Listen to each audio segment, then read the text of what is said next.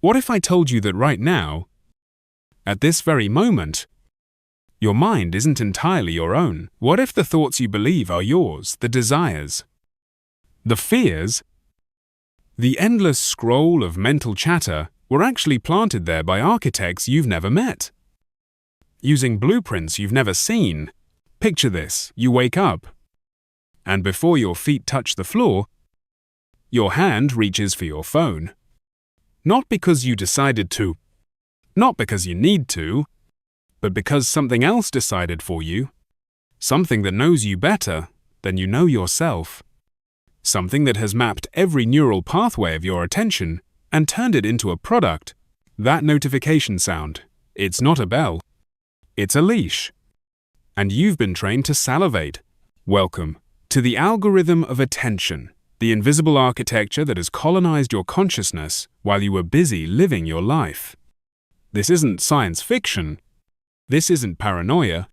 This is the documented, studied, and perfected science of hijacking human focus for profit. And the most disturbing part, you volunteered for it. We all did. The average person checks their phone 96 times per day. That's once every 10 minutes of waking life. But here's what they don't tell you. Each of those checks isn't a choice. It's a programmed response. As automatic as breathing, as compulsive as scratching an itch that never quite goes away. The digital architects didn't just build apps. They built addiction machines disguised as connection tools. Think about the last time you opened social media. Can you remember deciding to do it? Or did you suddenly find yourself scrolling 10 minutes deep? Wondering how you got there? That's not weakness. That's design. Every pixel, every notification, every infinite scroll was crafted by teams of neuroscientists, behavioral psychologists, and data engineers whose only job is to steal your most precious resource, your attention. B.J. Fogg, the Stanford professor who literally wrote the book on persuasive technology, created a formula that every tech company now worships. Behavior equals motivation plus ability plus trigger. They've made it easy, frictionless. Actually, they've made it motivated dopamine hits on demand. And the triggers, they're everywhere. Vibrations, red dots, the fear of missing out, engineered into code. But this goes deeper than distraction. This is about intellectual sovereignty, your fundamental right to think your own thoughts, to direct your own consciousness, to be the author of your own mental life. When algorithms decide what you see, when you see it, and how you feel about it, who's really in control? When your emotions can be predictably triggered by a sequence of pixels, are you still sovereign over your own mind? Consider the last political opinion you formed, the last product you suddenly needed, the last person you envied on social media. Were these authentic responses to reality, or were they engineered reactions to curated stimuli? The algorithm doesn't just show you content. It shapes your reality. It decides which slice of the infinite world you get to perceive. And in doing so, it decides who you become. The most insidious part is how personal it feels. The feed seems tailored just for you, because it is. Every click, every pause, every micro-expression caught by your front-facing camera is data. You're not using the product. You are the product. Your attention is being packaged, labeled, and sold to the highest bidder. And the currency of this transaction isn't money, it's your cognitive liberty. Ask yourself, when was the last time you sat in complete silence without reaching for a device? When did you last have an original thought that wasn't prompted by something you saw online? The digital architects have created a world where boredom, that fertile ground of creativity and self-reflection, has become unbearable. They've made contemplation feel like deprivation. This isn't just about productivity or screen time. This is about the fundamental nature of human consciousness in the 21st century. We're living through the largest behavioral modification experiment in human history. And most of us don't even know we're subjects. The laboratory is everywhere. The maze has no walls because we carry it in our pockets. The tech executives know this. That's why Steve Jobs didn't let his kids use iPads. Why Silicon Valley parents send their children to Waldorf schools where screens are banned. They know what they've built. They know what it does. And they protect their own while selling digital heroin to the rest of us. But here's where it gets really disturbing. The attention economy isn't just stealing your focus. It's rewiring your brain. Studies show that heavy technology use literally changes neural pathways, weakening our ability to concentrate, to remember, to feel genuine emotion without digital stimulation. We're not just distracted, we're being neurologically colonized. Every notification triggers the same neural pathways as a slot machine. Variable ratio reinforcement. Sometimes you win. Sometimes you don't. But you keep pulling the lever because the next pull might be the one. Except the jackpot is just another drop of dopamine, another fleeting hit of validation that leaves you emptier than before. The question that should haunt you is this: if your attention is constantly being harvested, if your thoughts are being shaped by algorithms optimized for engagement over truth, if your emotions are being manipulated by artificial intelligence that knows your triggers better than you do, then who are you? Really? When the machine knows which buttons to push to make you angry, sad, aroused, or afraid? Do you still own your feelings, or are you just a puppet?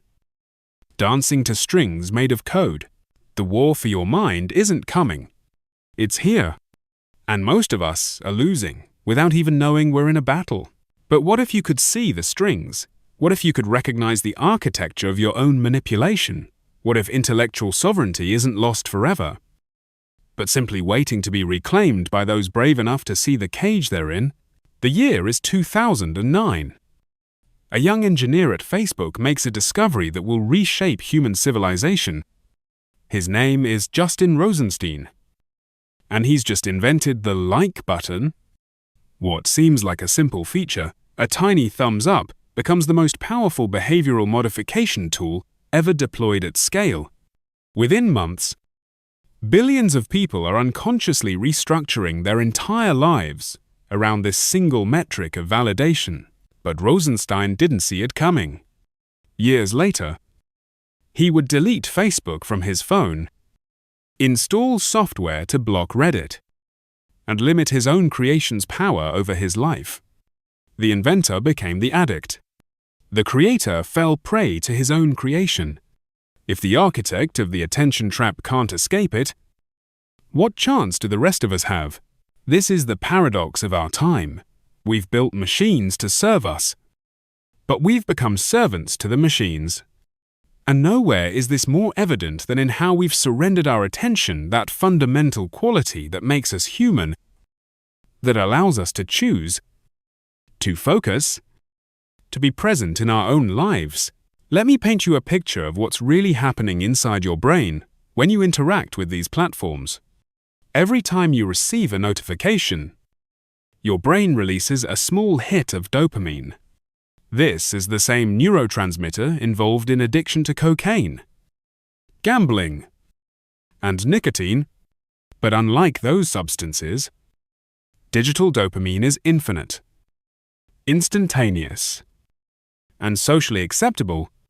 You can mainline it at work, at dinner, in bed. There's no dealer to avoid, no intervention to stage. The laboratory of addiction fits in your pocket. Chamath Palihapitiya, former vice president of user growth at Facebook, admitted it publicly. We have created tools that are ripping apart the social fabric of how society works. He banned his own children from using social media. Think about that. The people who built these systems, who understand their power most intimately, shield their own families from them. They know something we're only beginning to grasp. The mechanism is elegantly sinister. It's called intermittent variable reinforcement. And it's the most powerful driver of compulsive behavior known to psychology. Sometimes you check your phone and find nothing. Sometimes you find a message, a like, a comment that makes you feel seen. You never know which it will be. So you keep checking. The uncertainty is the hook. The algorithm ensures you get just enough rewards to keep you coming back, but never enough to feel satisfied. Notice when you reach for your phone next. Notice the physical sensation, the itch, the compulsion, the momentary anxiety that precedes the check. That's not you. That's your hijacked nervous system responding to engineered stimuli. You've been programmed, and the programming runs deeper than conscious thought. But the theft of attention is just the beginning. What these platforms really steal is your cognitive sovereignty, your ability to think freely, to form independent opinions, to experience unmediated reality. Every algorithm is a curator, and every curator has an agenda. When your perception of the world is filtered through systems designed to maximize engagement, you're not seeing reality. You're seeing a funhouse mirror designed to keep you staring. Consider the concept of filter bubbles. The algorithm learns what makes you click, what makes you angry, what makes you share. Then it feeds you more of the same, creating an echo chamber that feels like the whole world but is actually a tiny, distorted slice of reality. Your political views become more extreme. Your fears become more pronounced. Your sense of us versus them intensifies. This isn't a bug. It's a feature. Polarization drives engagement. Outrage is profitable. The Stanford prison experiment showed us how quickly people conform to roles when placed in certain environments. But that was just a basement and some uniforms. Now we're all in a digital prison where the walls are invisible and the guards are algorithms. We've internalized our roles so completely that we police ourselves, curating our lives for the approval of an audience that's mostly not even watching. Have you ever felt that strange anxiety when you post something and the likes don't come quickly enough? That's not vanity. That's conditioning. You've been trained to seek validation through metrics, to measure your worth in hearts and thumbs. The digital architects have colonized not just your attention, but your self-esteem. They've made you dependent on their platforms for a sense of identity and belonging. The real genius of the system is how it exploits our fundamental human needs. We need connection. So they give us the simulation of connection. We need validation. So they gamify approval. We need to feel informed. So they flood us with information that confirms what we already believe. We need narrative warfare, but instead of teaching us to recognize it, they weaponize it against us. Ask yourself, how often do you form an opinion about something you've never actually experienced, based solely on what you've seen online? How many of your strongest feelings are reactions to events you've never witnessed, interpreted through lenses you didn't choose? This is the death of empirical reality. This is the birth of mediated existence. The cost goes beyond individual minds. We're witnessing the systematic erosion of collective attention span. The average human attention span has dropped from 12 seconds in 2000 to 8 seconds today. A goldfish can focus for 9 seconds. We've literally engineered ourselves to be less focused than fish. This isn't evolution. It's devolution by design. But perhaps the most troubling aspect is how normal it all seems. The water we swim in doesn't feel toxic because everyone's swimming in it. The cage doesn't feel like a prison because the bars are made of light. We've normalized a level of distraction and fragmentation that would have been considered a form of torture just decades ago. Imagine explaining to someone from 1990 that in the future, people would voluntarily carry devices that interrupt them every few minutes, track their every movement, and manipulate their emotions for profit, they'd think you were describing a dystopian nightmare. But we call it Tuesday. Mental resilience in this environment isn't just about willpower. It's about recognizing that you're in a battle for your own mind. And the first step in any battle is knowing you're in one. The question becomes, once you see the maze, can you find your way out? Or have we built a labyrinth so perfect that escape itself has become an illusion? In 1971, a Harvard psychology professor named B.F. Skinner wrote a book called Beyond Freedom and Dignity. In it, he argued that free will is an illusion, that human behavior is simply a product of conditioning and reinforcement. The academic world erupted in controversy. Philosophers and humanists rallied against this mechanical view of human nature. They said Skinner was wrong, that consciousness couldn't be reduced to stimulus and response. 50 years later, Silicon Valley proved Skinner right. Not through argument, but through application. They built Skinner boxes for humans. And we climbed in willingly. Every social media platform is essentially an operant conditioning chamber. Post a photo, pull the lever, wait for the pellets of validation? The digital architects didn't need to debate whether free will exists. They simply engineered systems that bypass it entirely. Your conscious mind might believe in choice, but your dopamine receptors know better. The truly disturbing part isn't that they're manipulating us, it's how primitive the manipulation is. We like to think of ourselves as complex beings with sophisticated minds, but the algorithms treat us like lab rats. And it works. A red notification dot triggers the same response as a food pellet. We're not transcendent beings having a spiritual experience. We're mammals being hacked through our most basic reward circuits. Consider what happened during the pandemic. Locked in our homes, stripped of physical connection. We dove deeper into digital worlds. Screen time exploded. Digital addiction skyrocketed. But here's what nobody talks about. This wasn't a bug of lockdown. It was a feature. The algorithms got better during this time. They learned from billions of isolated humans desperately seeking connection. They mapped our vulnerabilities with unprecedented precision. The data they collected wasn't just about what we clicked. It was about how long we paused before scrolling, which images made our pupils dilate, what keywords correlated with extended session times. Every micro-behavior became a data point in the vast machinery of attention harvesting. We weren't just using our phones more, we were teaching them how to use us better. Have you ever noticed how your feed seems to know your emotional state? Feeling lonely? Here's content about connection. Angry about politics? Here's more fuel for that fire. The algorithm doesn't just respond to your mood. It shapes it. It amplifies it. It profits from it. This is narrative warfare conducted at the speed of light. With you as both battlefield and casualty, the concept of engagement itself is a euphemism for emotional manipulation.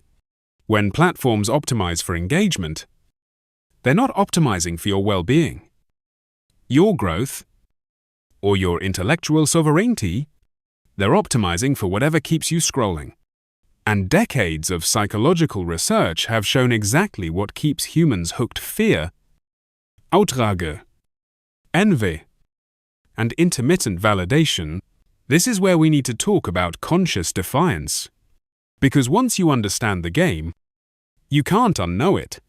Once you see how your strings are being pulled, you face a choice that most people never make: compliance or resistance. But resistance in this context doesn't mean throwing your phone in the ocean. That's just another form of powerlessness. True resistance means understanding the architecture of manipulation so deeply that you can navigate it without being consumed by it. The Asch conformity experiments revealed something profound about human nature. When surrounded by people giving obviously wrong answers, 75% of subjects conformed at least once.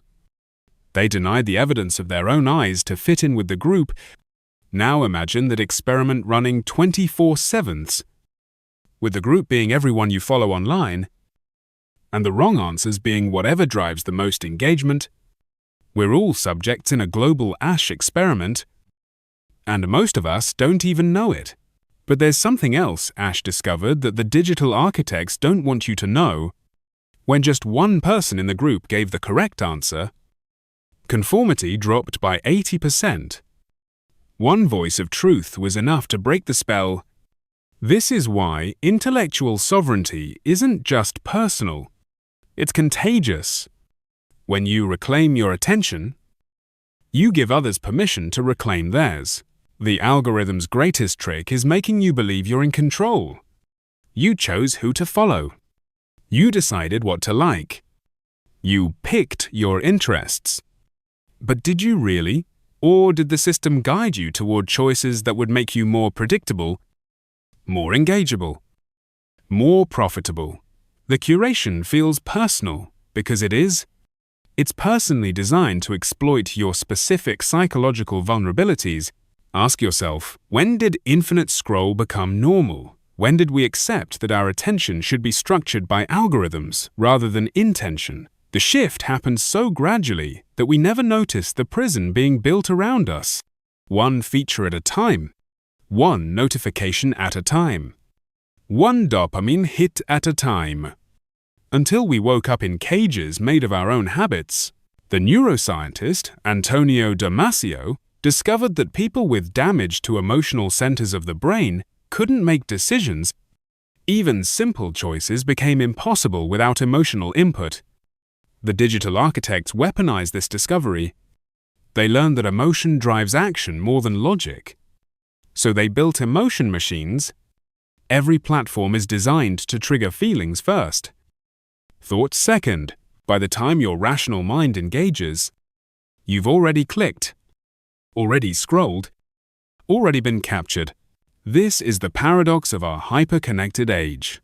We have more information than ever, but less wisdom.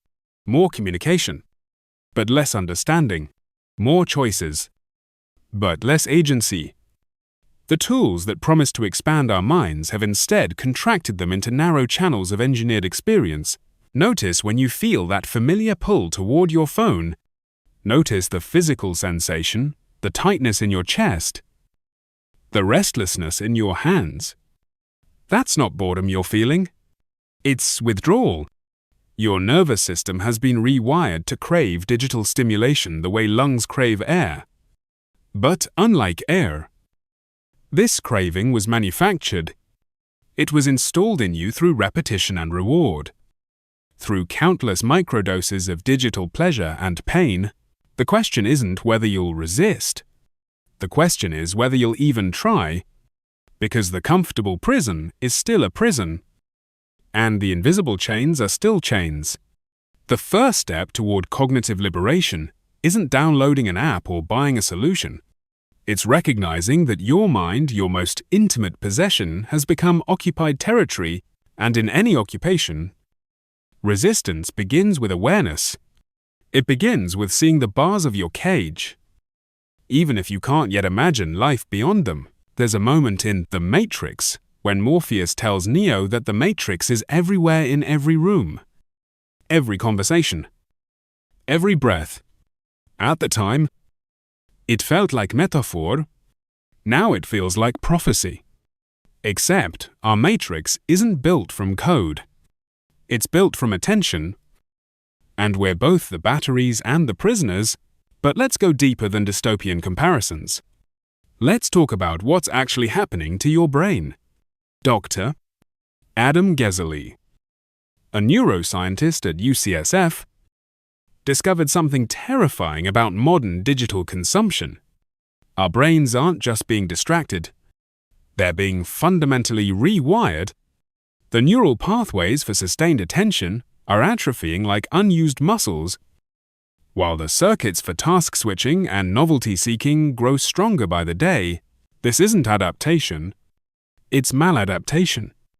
We're evolving backwards, trading our capacity for deep thought for the ability to process surface-level information at high speed. We're becoming excellent at consuming bite-sized content and terrible at digesting complex ideas.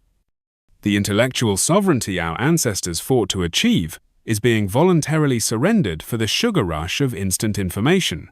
Consider this experiment. Researchers at Microsoft found that when someone is interrupted during a task, it takes an average of 23 minutes to fully refocus. Now count the notifications you receive in 23 minutes. Each ping isn't just a momentary distraction. It's a cognitive reset that prevents you from ever reaching deep focus. You're not just interrupted. You're held in a permanent state of semi-attention. Never fully present. Never fully absent. The cost compounds. Gloria Mark's research at UC Irvine revealed that people who check email every 5 minutes show the same stress patterns as someone experiencing PTSD. Let that sink in. The constant connectivity we've normalized creates the same physiological response as trauma. We're living in a state of chronic fight or flight. Except the predator is in our pocket, and we keep inviting it to hunt us. But here's where narrative warfare becomes crucial. The story we tell ourselves about technology shapes how we interact with it. The tech companies have crafted a narrative where connection equals clicks, where productivity equals multitasking, where being informed means consuming endless streams of information. These aren't truths. They're profitable lies wrapped in the language of progress. Have you ever experienced phantom vibration syndrome? That feeling that your phone is buzzing when it isn't. Researchers found that 89% of college students experience this phenomenon. Your nervous system is so primed for digital interaction that it hallucinates notifications. You're not just psychologically dependent, you're physiologically altered. The machine has literally gotten under your skin. The philosopher Byung-Chul Han calls this the tyranny of positivity. Unlike traditional oppression, which says, you must not, digital oppression says, you can. You can share. You can connect. You can achieve. You can optimize. The freedom feels real because the chains are made of possibilities. But infinite possibility becomes its own prison when you're too fragmented to pursue any single path with depth. This brings us to a disturbing realization. The attention economy hasn't just stolen our focus. It's stolen our ability to be bored. And boredom, that state we now treat as intolerable, is actually the foundation of creativity, self-reflection, and mental resilience. Studies show that people who engage in boring tasks perform better on creative challenges. The mind needs empty space to make unexpected connections, but we've filled every moment with stimulation, leaving no room for the emergence of original thought. The digital architects understand this. That's why they've made their platforms progressively more immersive. TikTok didn't just shorten content. It removed the friction of choice. The algorithm decides what you watch next before you even realize you want to watch something. Your agency is eliminated so smoothly you don't notice its absence. You're not browsing. You're being browsed. Ask yourself, when was the last time you completed a single task without interruption? When did you last read a book without checking your phone? When did you last have a conversation without the shadow of potential digital interaction hovering over it? These aren't just nostalgic questions. They're diagnostic tools for measuring the depth of your cognitive colonization. The Stanford researcher Larry Rosen found that even when phones are turned off and placed in another room, their mere existence reduces cognitive performance. The possibility of connection has become a constant cognitive load. We're spending mental energy managing our relationship with devices even when we're not using them. The distraction has become ambient, atmospheric, inescapable. But perhaps the most insidious aspect is how this fragmentation of attention fragments our sense of self. Without the ability to sustain focus, we lose the capacity for the kind of deep introspection that builds genuine identity. Instead, we construct ourselves from fragments, likes, shares, trending topics, We become collages of external input rather than authors of our own narrative. The military strategist John Boyd developed something called the OODA loop: observe, orient, decide, act. He argued that victory comes from cycling through this loop faster than your opponent. The attention economy has put us in perpetual observe mode. We're constantly taking in information but never progressing to orientation, decision, or action. We're stuck in input mode, paralyzed by the flood of data. This is where conscious defiance becomes not just important, but essential. Because the system is designed to make resistance feel impossible, every moment of boredom feels like failure. Every unchecked notification feels like missed opportunity. Every second of silence feels like isolation. The architecture of control has made its own absence feel like punishment. The tech designer Tristan Harris once said, "The problem isn't that people lack willpower, it's that there are 1,000 people on the other side of the screen whose job it is to break down whatever responsibility you have." This isn't a fair fight. You're not competing against your own weakness. You're competing against armies of psychologists, neuroscientists, and data analysts whose full-time job is to capture and monetize your attention.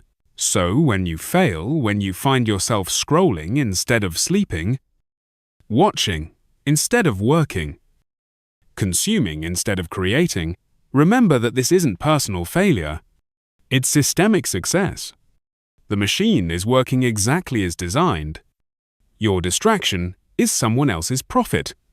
Your fragmentation is someone else's power.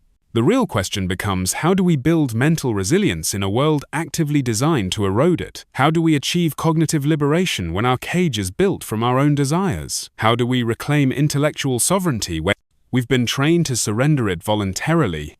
The answer isn't in the future. It's in this moment. Right now. In the space between stimulus and response. In the pause before the next click. In the recognition that your attention, fragmented as it may be, still belongs to you. If you choose to reclaim it, the year is 1962, Yale University. A man in a lab coat tells you to administer electric shocks to a stranger in another room. The stranger screams, begs you to stop, but the man in the lab coat says, continue. So you though. You push the button that delivers 450 volts, enough to kill. This is Milgram's obedience experiment. And 65% of participants went all the way. Now, imagine the same experiment. But the lab coat is an algorithm. The authority is a notification. The shock you're administering is to yourself, and the voltage increases. So gradually you don't notice you're dying. This is your life in the attention economy. You are both the subject and the victim, the torturer and the tortured. And the man in the lab coat is a machine that never sleeps. But something is shifting. A great awakening is beginning to stir in the collective consciousness. People are starting to feel the bars of their digital cages. They're beginning to question why they feel exhausted despite doing nothing, anxious despite being safe, lonely despite being connected. The cognitive dissonance is becoming too loud to ignore. This is where the real battle begins. Because recognizing manipulation is only the first step. The system is designed to absorb resistance. It commodifies rebellion. It turns your desire for digital detox into another app to download, another product to buy, another guru to follow. The machine eats everything, including your attempts to escape it. But there's something the architects didn't account for: the human capacity for conscious defiance. Not the performative kind you post about, the quiet kind, the kind that happens in small moments of choice, the kind that builds mental resilience, one decision at a time, the kind that reclaims intellectual sovereignty, not through grand gestures, but through sustained practice. Dr. Cal Newport's research on deep work revealed something the attention merchants don't want you to know. The ability to focus without distraction on cognitively demanding tasks is becoming the most valuable skill of the 21st century. While everyone else is fracturing their attention into smaller and smaller pieces, those who can sustain focus gain exponential advantages. In the kingdom of the blind, the one-eyed man isn't king, he's free. Have you noticed how uncomfortable silence has become? How naked you feel without your phone? That discomfort is withdrawal. Yes. But it's also something more. It's your mind, remembering what it feels like to be sovereign. It's your consciousness pushing against its constraints. The anxiety you feel in those phoneless moments isn't weakness. It's your psyche fighting to remember who you were before the colonization began. The neuroscientist Judson Brewer discovered that curiosity is the antidote to craving. When you feel the pull toward your phone, instead of resisting or succumbing, what if you became curious about the sensation itself? What does the craving feel like in your body? What thoughts accompany it? What emotions drive it? This isn't meditation, it's reconnaissance. You're mapping the territory of your own manipulation. But let's be honest about what we're up against. The average American spends 7 hours and 4 minutes looking at screens every day. That's 106 days a year. 10 years of your life.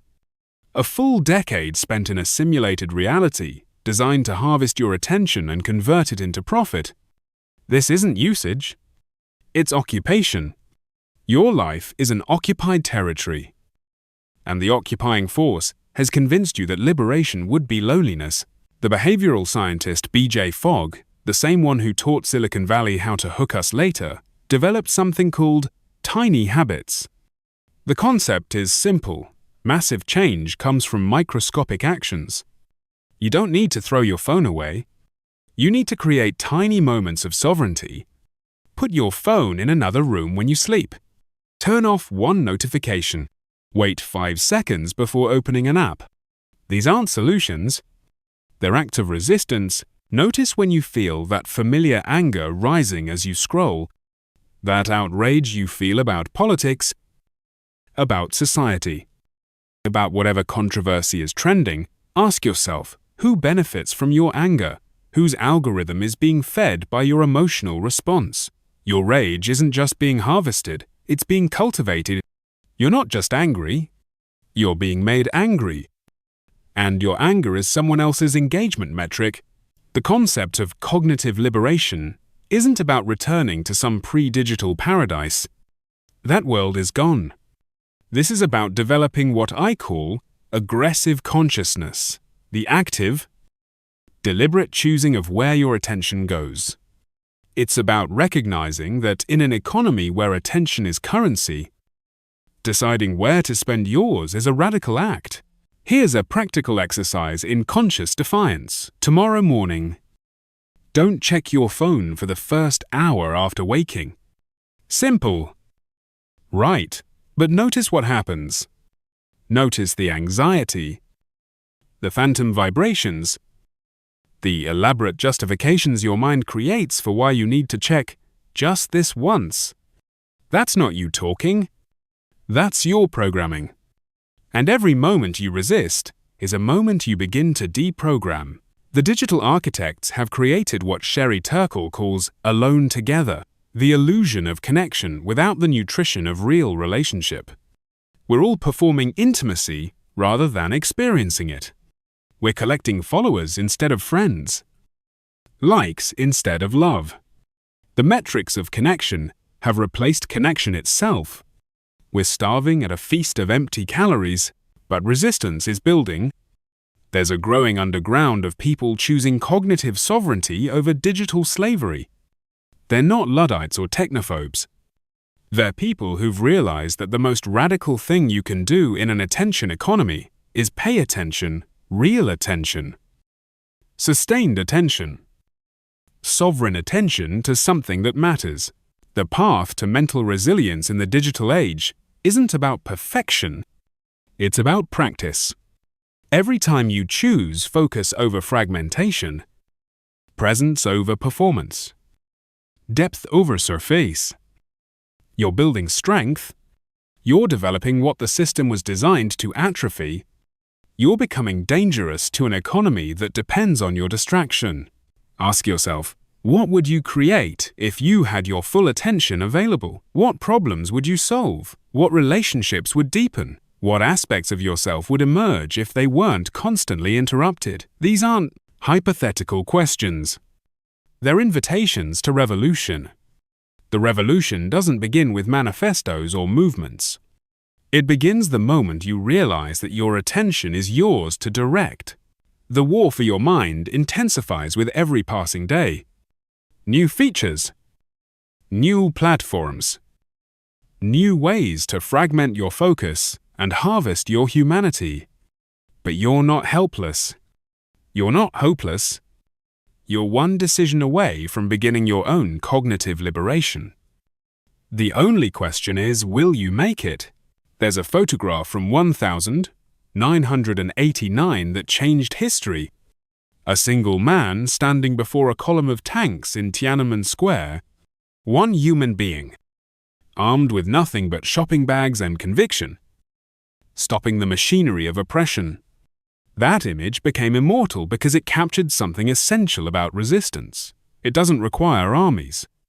It requires decision. Today, we face a different kind of tank. It doesn't roll down streets. It scrolls down screens. It doesn't crush bodies. It crushes consciousness. And standing against it feels impossible because the machinery is invisible. The oppression is pleasurable. And the battlefield is inside your own mind. But here's what the digital architects fear most: conscious individuals making sovereign choices. They can manipulate crowds, but they can't control someone who sees the strings. They can hack behavioral patterns, but they can't override conscious will. The moment you truly decide to reclaim your attention, not just think about it, not just plan it, but decide it with the same finality you decide to pull your hand from flame, their power begins to crumble. Dr. Anna Lemke's research on dopamine reveals why this is so difficult. Our brains aren't just seeking pleasure, they're maintaining equilibrium. Every spike of digital dopamine creates an equal and opposite crash. The more we use, the more we need, the more we get, the less we feel. We're not just building tolerance, we're building dependence on a molecular level. Breaking free isn't just a matter of willpower, it's biochemical warfare, but there's hope in understanding the mechanism. The same neuroplasticity that allowed the rewiring can enable the restoration. Your brain is not fixed. The pathways carved by years of digital conditioning can be recarved. It takes approximately 66 days to form a new habit, to lay down new neural highways. 66 days to revolution. 66 days to cognitive liberation. The only question is whether you will last that long against an enemy that never sleeps. Have you ever watched someone you love disappear into their phone? Seen their face go slack? Their eyes go vacant? Their presence evaporate even as their body remains? That's what we look like to anyone still awake. Zombies scrolling through digital graveyards, mistaking the glow of screens for the light of life. But, unlike movie zombies, we chose this infection. We waited in line for it. We paid for the privilege. The technology critic Jaron Lanier offers a simple test: quit social media for 6 months. Not to prove a point, not to post about it later, just to remember what your mind feels like without constant manipulation. Most people can't do it. Not because they're weak, but because the architecture of their lives has been built around these platforms.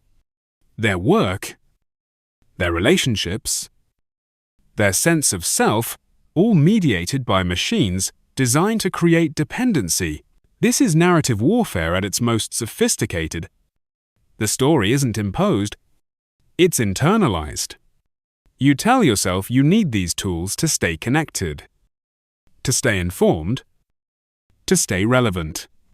But connected to what? Informed about what? Relevant to whom? The metrics you're chasing were invented by people who profit from your pursuit. You're running a race where the finish line keeps moving, and the track owner charges admission. Let me share something that will sound like conspiracy, but is documented fact. Former Google design ethicist Tristan Harris revealed that tech companies use the same psychological techniques as casinos: the variable ratio reinforcement, the near-miss phenomenon, the social proof mechanics. Your phone is a slot machine that lives in your pocket and pays out in social validation instead of coins. And, just like casinos, the house always wins. But here's where mental resilience becomes your weapon. Every moment of conscious choice is a victory. Every decision to look away, to pause, to think before clicking, these aren't small acts. They're declarations of independence. In a system designed to eliminate friction, adding friction is revolutionary. In an economy built on impulse, deliberation is rebellion. The researcher Matthew Crawford calls this the crisis of attention. But crisis implies something temporary, something acute. This isn't a crisis. It's a condition, a chronic state of fragmentation that we've normalized to the point of invisibility. We're living in the ruins of our own consciousness and calling it progress. We're celebrating our chains because they're wireless. Try this experiment in conscious defiance. Set specific times for checking messages. Not just vague intentions, actual times. 9 a.m., 1 p.m., 5 p.m. Outside those windows, your phone doesn't exist. Watch what happens. Watch how your mind rebels, creates emergencies, manufactures urgency. That rebellion isn't reason. It's conditioning. And every time you maintain the boundary, you're reconditioning yourself towards sovereignty. The digital architects know that isolation is unbearable, so they sell us isolation, disguised as connection. They know that emptiness hurts, so they offer us emptiness, disguised as fullness. They know that slavery is repugnant, so they give us slavery disguised as freedom. The inversions are so complete that breaking free feels like breakdown. But sometimes you have to break down to break through. Here's what they don't want you to know: the power to resist is always there. It's in the space between notification and response. It's in the moment, before you reach for your phone. It's in the decision to be bored rather than distracted, to be lonely rather than manipulated, to be human rather than user. These moments of choice are your Tiananmen Square. The tanks are algorithmic, but your defiance is real. The most dangerous person in an attention economy is someone who pays attention to what matters. Someone who can sit with discomfort without reaching for digital anesthesia. Someone who values depth over breadth, presence over performance, reality over representation. This isn't about becoming a digital hermit. It's about becoming digitally sovereign, using tools without being used by them, engaging with technology without surrendering to it. Your intellectual sovereignty isn't lost. It's buried under years of habits, notifications, and neural rewiring. But it's still there, waiting. Every moment of resistance strengthens it. Every choice to focus feeds it. Every decision to disconnect from the machine and reconnect with yourself is an act of excavation. You're not just reclaiming your attention, you're reclaiming your humanity. The path forward isn't about apps or hacks or life hacks. It's about decision. The same kind of decision that makes someone stand in front of tanks. The decision that says this far and no further. My mind is my own. My attention is my own. My life is my own. And no algorithm, no matter how sophisticated, you can take that away once you truly decide to keep it. The Japanese have a word, tsundoku. It means acquiring books but letting them pile up without reading them. We've invented digital sundoku, accumulating information without digesting it. saving articles we'll never read, watching videos we won't remember, consuming content that passes through us like ghosts through walls. We're not learning. We're performing the aesthetics of learning. And the performance is exhausting us. But something profound happens when you stop performing. When you close the infinite browser tabs of your mind and focus on one thing, really focus, with the kind of attention your ancestors used to track prey or navigate by stars.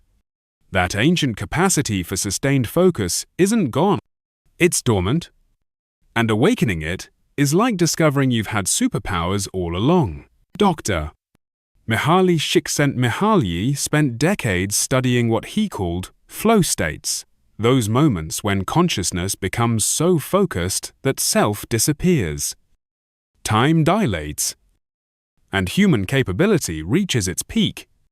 Here's what the attention merchants don't advertise: flow states are impossible in a fragmented mind. You cannot achieve peak human experience while notifications are pinging. You cannot touch transcendence while scrolling. The very states that make life worth living require the one thing the digital economy steals: uninterrupted attention. This is where we need to talk about the architecture of transformation.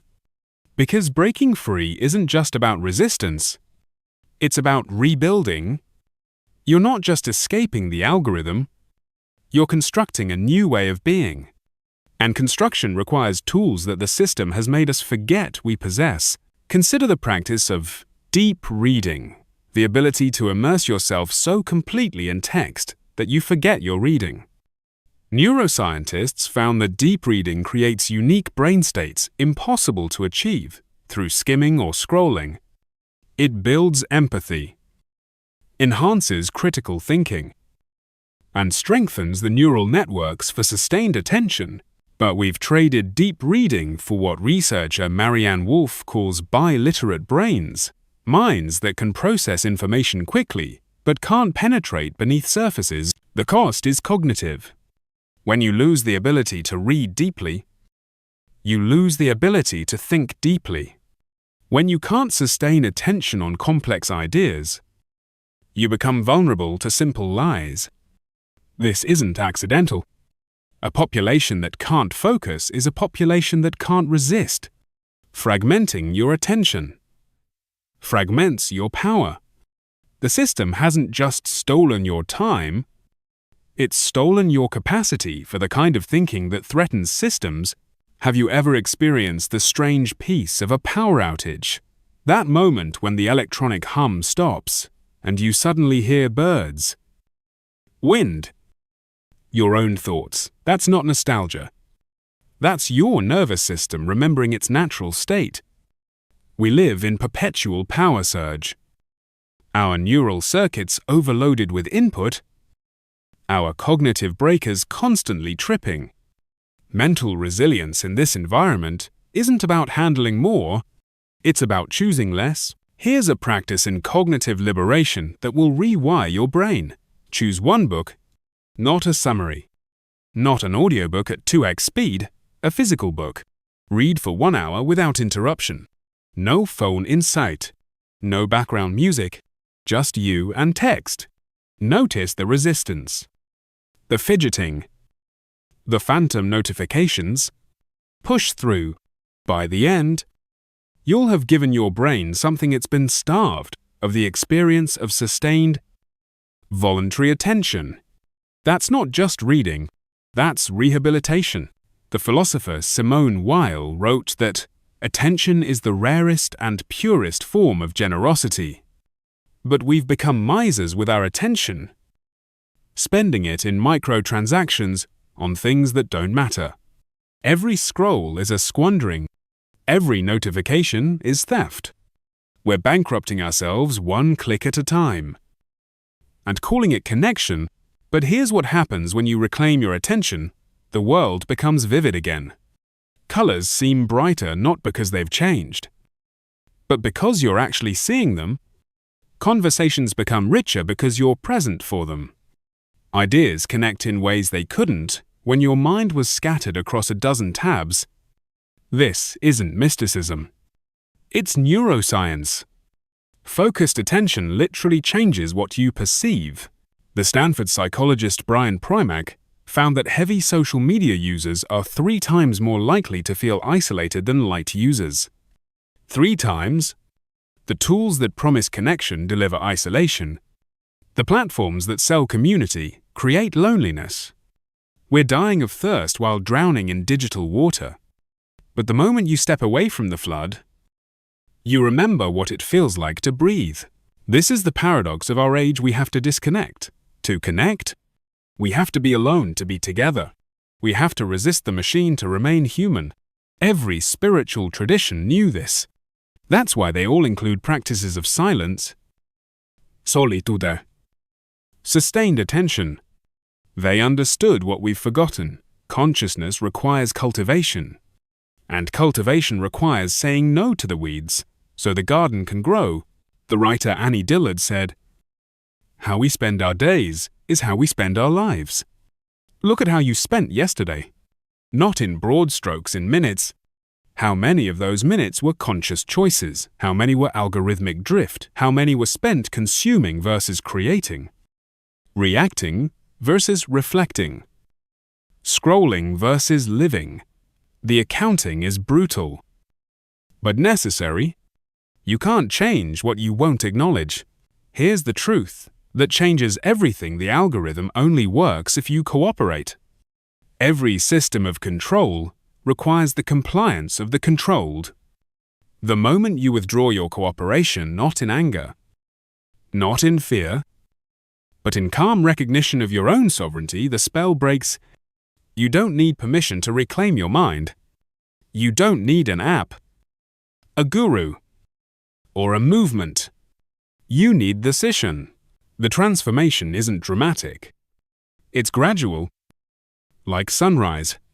First, moments of clarity between the noise, then minutes of focus, then hours of deep work, days of presence, weeks of accumulated attention, creating things that matter, months of rebuilt neural pathways, years of life lived deliberately instead of algorithmically.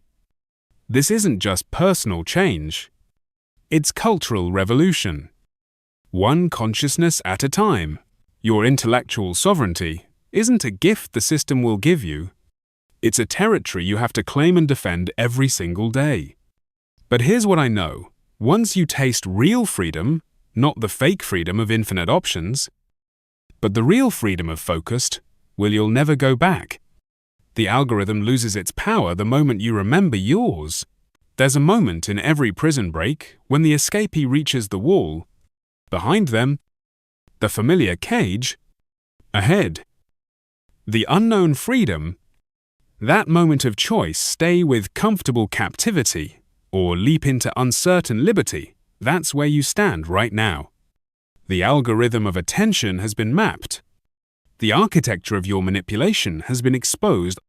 The only question left is the one that matters most. What now? I want you to imagine something. Close your eyes after reading this paragraph. Picture yourself 1 year from today. In one version, nothing has changed. You're still scrolling through the same feeds, feeling the same anxious emptiness, wondering where your days went. Your attention still belongs to machines.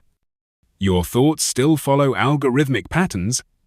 Your life still measured in metrics designed by strangers. Now imagine another version. You've reclaimed your cognitive sovereignty.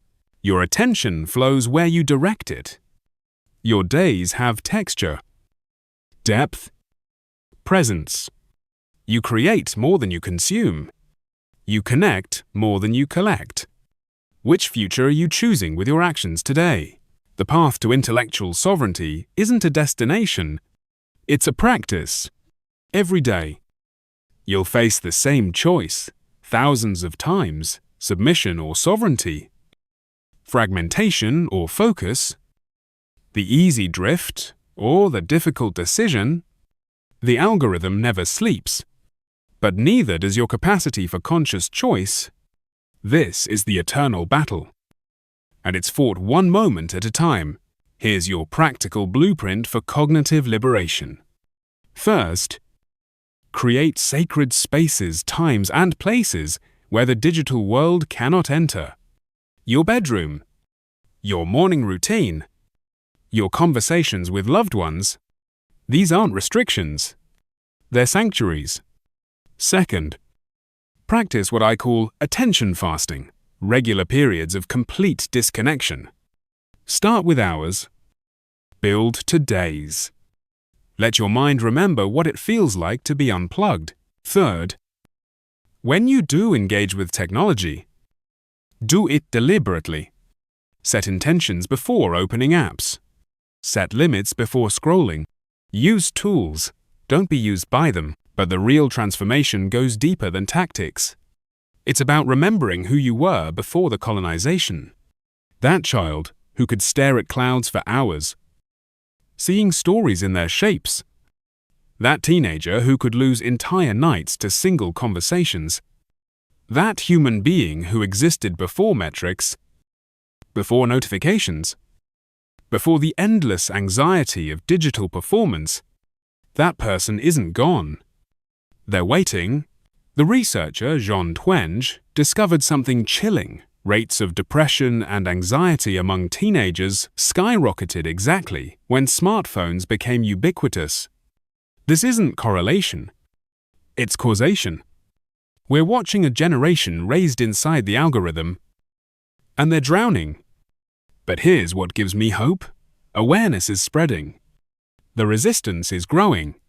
More people are choosing consciousness over connectivity, presence over performance. The empire of attention is showing cracks. You want to know the most radical thing you can do? Live an unmediated life.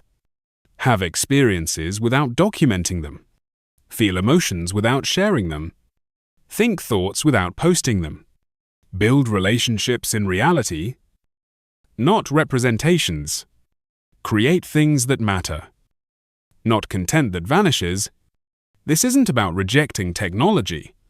It's about rejecting technological tyranny.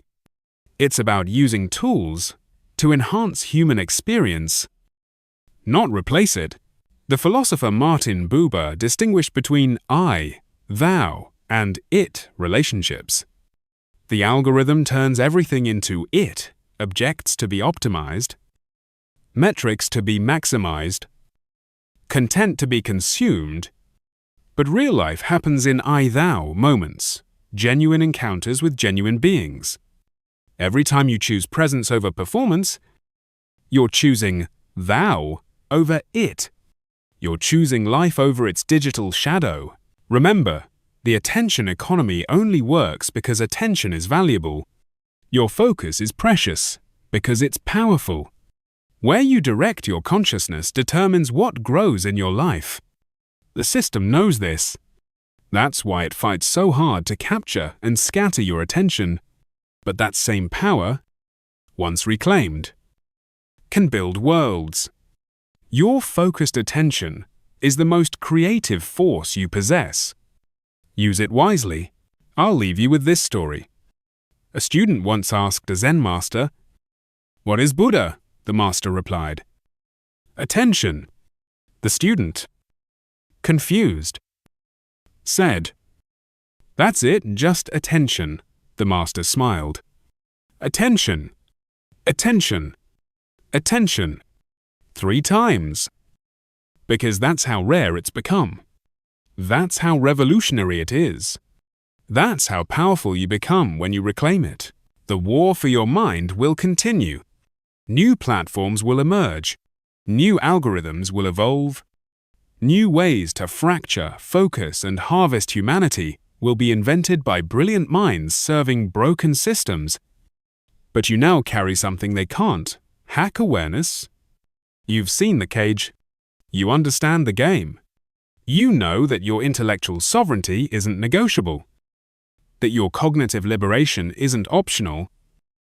That your mental resilience isn't just personal, it's political. Every mind that breaks free weakens the system. Every consciousness that chooses sovereignty lights a path for others. This is your moment of decision. Not tomorrow. not after one more scroll. Now, the digital architects bet everything on your continued compliance. They've invested billions in keeping you distracted, fragmented, and dependent.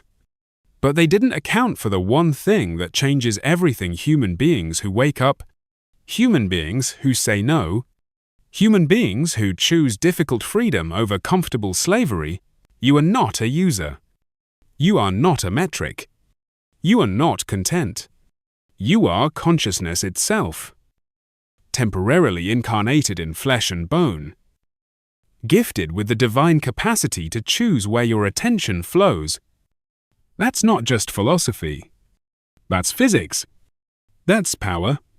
That's the revolution that begins the moment you decide to lead it. The algorithm of attention has been decoded. The architecture of manipulation has been mapped. The path to cognitive liberation has been illuminated. The only thing left is the most important thing: your choice. Will you remain a battery in someone else's machine, or will you reclaim the sovereignty of your own mind? The answer won't be found in anything I've said. It will be found in what you do next. After these words end, after this video stops, in that moment of silence before the next input demands your attention, that's where your revolution begins. That's where your freedom lives. That's where you discover that the most radical act in an economy of distraction is simply this: paying attention to what matters. Your mind is the final frontier. Defend it like your life depends on it. Because it does. Welcome to the resistance. Welcome to consciousness. Welcome home.